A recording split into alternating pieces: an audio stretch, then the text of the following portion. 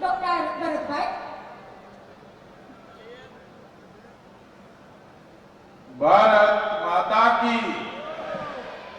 આ જામકંડોરણાની ધરતી, આ હાવજની ધરતી ઉપર આજે માણસનું હૈયું દળાતું હોય ને આવી ધીમે ધીમે જે હાલે, ભાઈ જામકંડોરણાને સોંપે વિજય તે હાથ ઊંચા કરીને મુઠ્ઠી બંધ કરીને બોલાવવાની છે મારી સાથે. ભારત માતા કી. ભારત માતા કી. જય શ્રી રામ. અબ કી બાર ભાઈ આવું નહીં હાલે. બધા એક આરે બે હાથ ઊંચા કરી મુઠ્ઠી બંધ કરી 400 પાર બોલાવવાની છે. અબ કી બાર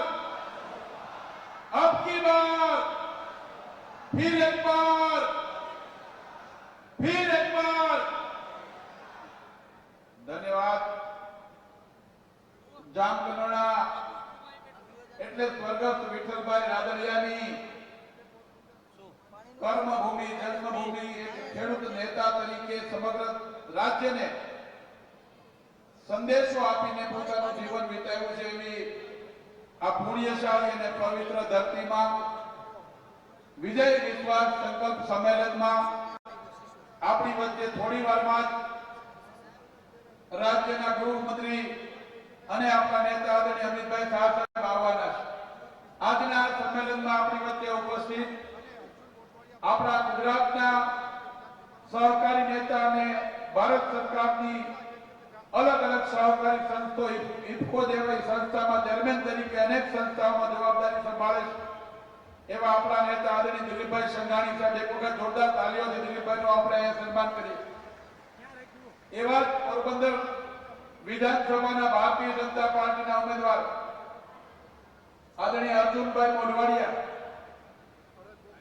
એવા જ માણાવદરના ઉમેદવાર આદરણીય અરવિંદભાઈ લાડાણી, મંચ પર બિરાજમાન ભારતીય જનતા પાર્ટી જૂનાગઢના અધ્યક્ષ આદરણીય કિરીટભાઈ પટેલ, પોરબંદર જિલ્લાના ભાજપના અધ્યક્ષ આદરણીય રમેશભાઈ, રાજકોટ જિલ્લા ભાજપના પ્રભારી આદરણીય ધવલભાઈ દવે, આખી લોકસભાનું સંકલન કરે છે એવા ભાજપના વરિષ્ઠ આગેવાન આદરણીય પ્રદીપભાઈ ખીમાણી, રાજકોટ જિલ્લા પંચાયતના અધ્યક્ષ પ્રવીણાબેન રંગાણી, પોરબંદરમાં વર્ષો સુધી સેવા આપીને રાજ્ય સરકારના અલગ અલગ વિભાગો પણ સંભાળ્યા છે એવા પૂર્વ મંત્રી બાબુભાઈ ગોકરિયા, મંચ ઉપરના જિલ્લા પંચાયતના સદસ્યો, સહકારી ક્ષેત્ર રાજકોટ ડેરીના ચેરમેન ભાઈ શ્રી ગોરધનભાઈ, અલગ અલગ સંસ્થાના જિલ્લા લેવલની સંસ્થાના અધ્યક્ષશ્રીઓ અને અહીંયા વિશાળ સંખ્યામાં ઉપસ્થિત આદરણીય જયેશભાઈ રાદડિયા, આદરણીય મનસુખભાઈ માંડવિયા સાહેબને ગુજરાતની સૌથી વધારે લીડથી જીતાડવાનો સંકલ્પ સાથે પધારેલા પોરબંદર મત વિસ્તારમાં આવતા સન્માનની ભારતીય જનતા પાર્ટીના સમર્થનમાં પધારેલા સૌ કાર્યકર્તા ભાઈઓ, બહેનો, યુવાનો અને સહકારી ક્ષેત્રના આગેવાનો. મિત્રો, આપણે બધા જાણીએ છીએ આગામી 7 તારીખે ગુજરાતની 26 બેઠકોનું મતદાન છે. મિત્રો, આ વખતે આપણે બધા ભાગ્યશાળી છીએ કે આપણને પોરબંદર લોકસભામાં એક યુવાન, એક ટેકનોક્રેટ અને જેમણે નાની ઉંમરમાં ભારત સરકારની ખૂબ મોટી જવાબદારીઓ સંભાળી છે એવા શિક્ષિત અને દીક્ષિત ઉમેદવાર કહી શકાય એવા મનસુખભાઈ માંડવિયા આપણને ઉમેદવાર તરીકે મળ્યા છે. મારી આપ સૌને વિનંતી છે કે આદરણીય નરેન્દ્રભાઈ મોદી સાહેબ એમની ત્રીજી ટર્મમાં એ વિકસિત ભારતના સ્વપ્ન પૂરા કરવા માટે અલગ ઇતિહાસ લખવા જઈ રહ્યા છે. આપણે બધાએ પણ નરેન્દ્રભાઈની આ ટીમમાં એક પોરબંદરથી આપણે એના પ્રતિનિધિ તરીકે આદરણીય મનસુખભાઈ માંડવિયા સાહેબને જંગી લીડથી જીતાડીને મોકલવાના છે. મિત્રો, આપણે જાણીએ છીએ કે એક બાજુ આ દેશના વડાપ્રધાન કોને બનાવવા એ નક્કી કરવા માટેની આ લોકસભાની ચૂંટણી છે અને આ લોકસભામાં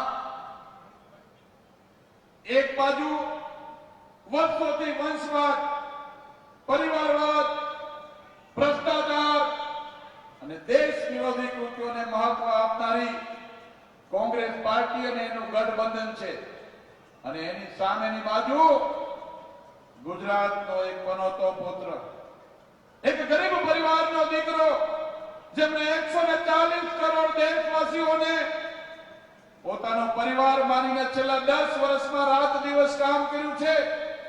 ગુજરાતના એ પનોતા પુત્ર નરેન્દ્રભાઈ મોદી સાહેબ ભારત જપના વડાપ્રધાન પદના ઉમેદવાર.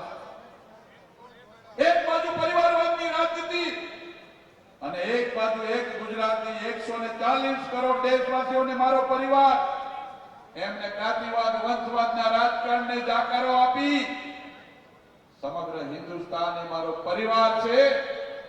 હિન્દુસ્તાનના આઝાદ ભારતના ઇતિહાસમાં આ પ્રકારની રાજનીતિ કરવા વાળા એક ગુજરાતના પનોતા પુત્ર નરેન્દ્રભાઈ મોદી સાહેબ છે. ત્યારે આપણને બધાને ગુજરાતીઓને એનું ગૌરવ હોય.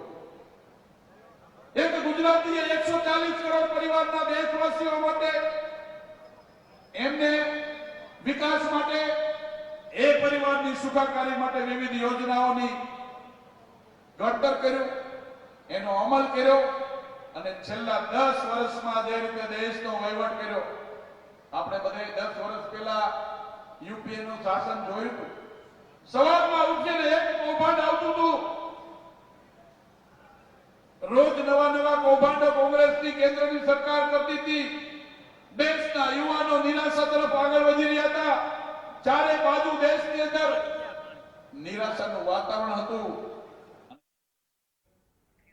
સમાચાર યથાવત રહેશે. હાલ લઈએ બ્રેક.